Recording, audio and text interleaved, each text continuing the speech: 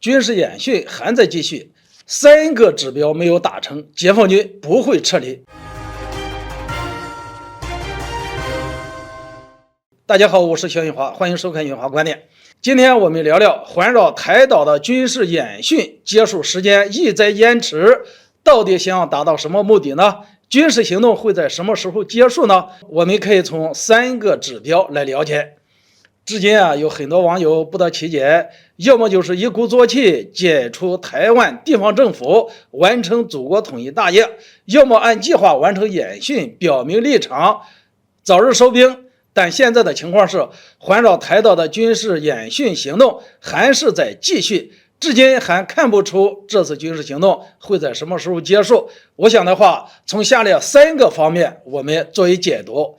第一个，解放军的动作为什么如此之大？我们知道佩洛西执意要竄访我国台湾省，绝不是美方明面上所说的那样，只是佩洛西个人的行为。虽然华盛顿反复强调美国坚持一中政策，但是拜登政府说一套做一套，实际上做的全是掏空一中内涵的勾当。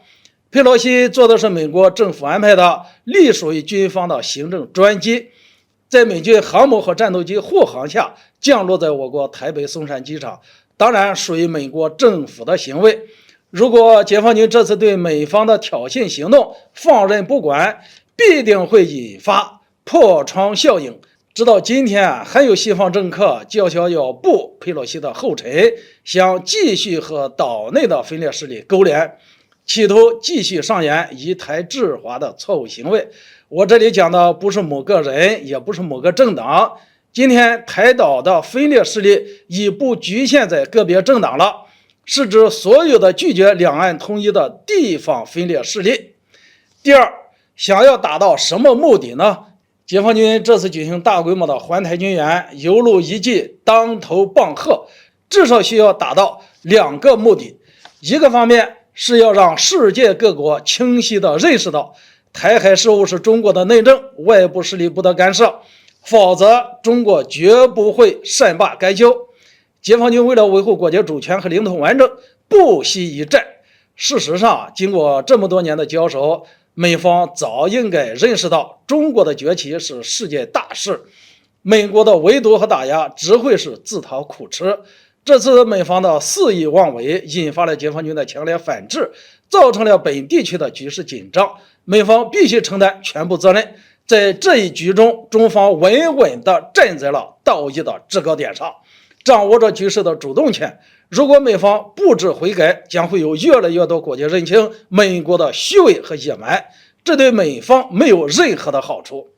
另一方面，要警告台岛分裂势力，以美目睹，挟洋自重，只有死路一条。早在东部战区公布实弹军事演训计划的时候，岛内就有人宣称，只要这几天保持低调，等解放军的演训结束，就会一切恢复正常。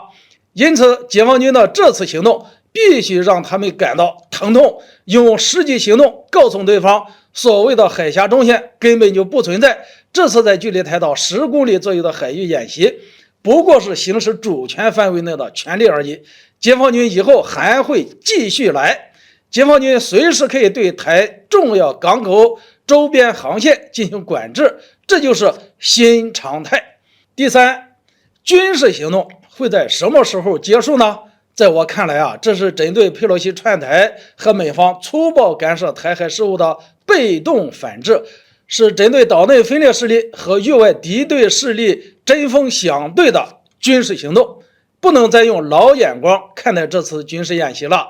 既然是军事斗争，就必定需要达到计划内目标，取得预期的效果。我们可以从3个方面来观察，或许能够理解解放军什么时候会结束了。其一，佩洛西向世界完美昭示了美国是麻烦制造者，美方这次必须充分认识到自己的错误，并且打消继续打台湾牌乃至南海牌的念头。中国站在正义的一方，美国是被动的一方。如果美方不能答应中方的要求，这场斗争就不会结束。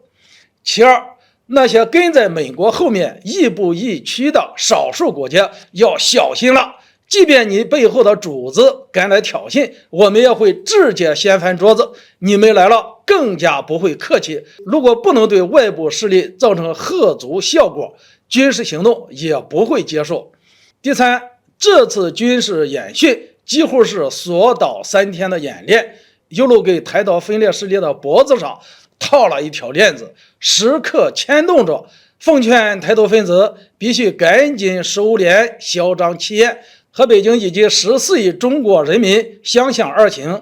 如果岛内分裂势力继续挑衅，解放军的演训也不会结束。聊到这里，我们就能很清楚地知道这次军事行动目标是什么了。解放军正在给美帝立规矩，只有真正将规矩立了起来，军事行动才会结束。我相信解放军有这个准备，也有足够的实力。今天这个话题就聊到这里，欢迎大家留言交流，下次见。